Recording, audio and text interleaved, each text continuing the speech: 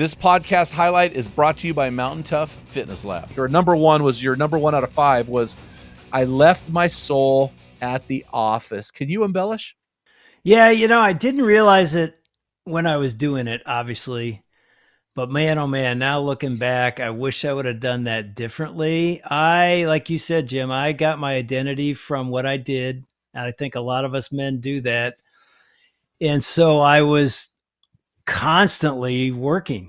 I mean, I thought it was a joke. She used to say, yeah, my husband Dave has 5 jobs. And now I realize it wasn't really a joke. I did have 5 jobs. I had the family life speaking thing. We had the church. I was the Detroit Lions chaplain. And then on top of that, I coached our high school football team.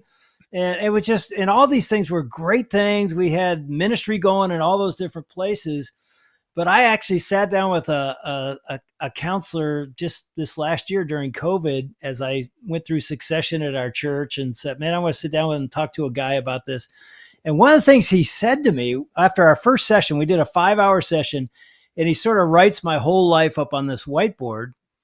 And then after we're done, he said, okay, here's your homework assignment. I go, okay. He goes, write this question down. I want you to answer this question. I go, what's that? He goes, what are you running from? And I look at Greg and I go, what are you talking about? What do you mean? What do you mean? What am I running from? He goes, look at your life up here. I go, what? He goes, you had so many balls in the air. You're doing this, you're doing that, you're doing this, you're doing this. And then you throw in, oh yeah. And then I was a high school football coach and he goes, dude, you were running from something.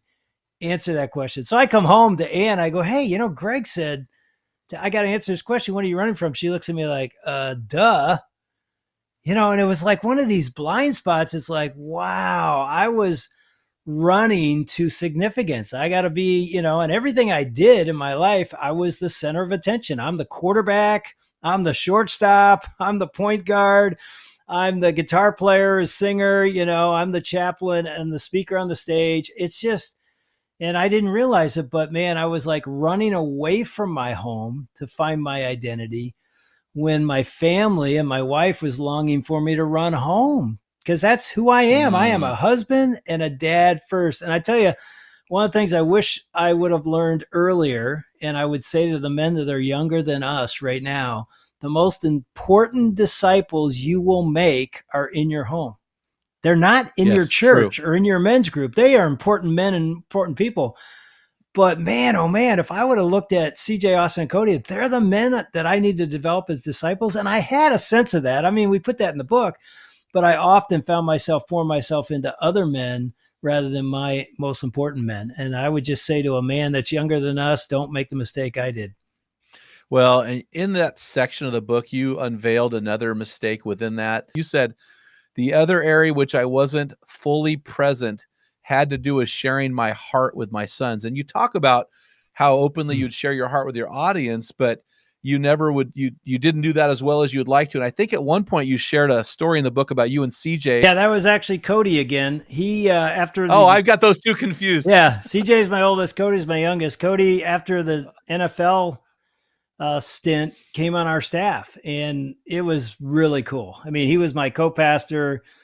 He preached almost half the time, and he really has a gift there. And now he's doing ministry full time as well. But yeah, on stage, we have this conversation in front of the congregation. And I told him after the first service, we're doing 3 services that day. Long story short, I just said, hey, if there's anything you're holding back, don't hold back, man. Say whatever you want. So the next service, he says something that he had sort of said to me, but said it very articulately to the congregation. And it was basically, I often felt like Dad was more intimate with the congregation than he was with us in the home. And he and one of my other sons had told me this sometime in that year, as adult men having a conversation with them. They said, Dad, it felt like you would share things on the stage at church that we'd never heard. And they were vulnerable and they were authentic and they were weakness. And we were sitting there looking at each other like, how in the world do we not know this? And yet the congregation is learning this about our dad.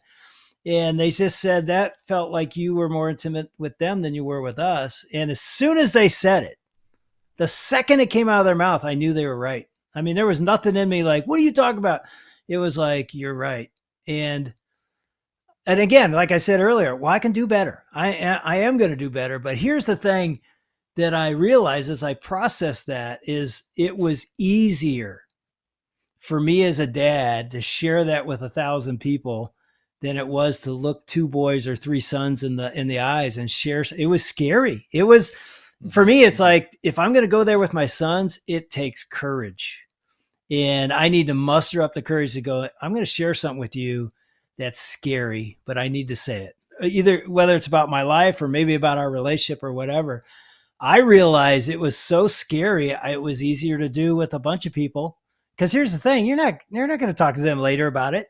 They're going to go, wow, our pastor's so authentic. Isn't he amazing? And inside you're going, I only shared like 70% of it. I held back 30 because it wouldn't be appropriate. But with my sons, man, they deserve to get dad's heart. And so I'm hoping that the next 20 or 30 years I get with them, they get my heart. And, 10 years from now or 5 years from now, they go, Dad, we feel like we get all of you. We get the best of you, not other people. To hear the rest of the conversation, check out episode 471 of the Men in the Arena podcast called Imperfect Parenting and How to Be Good at It.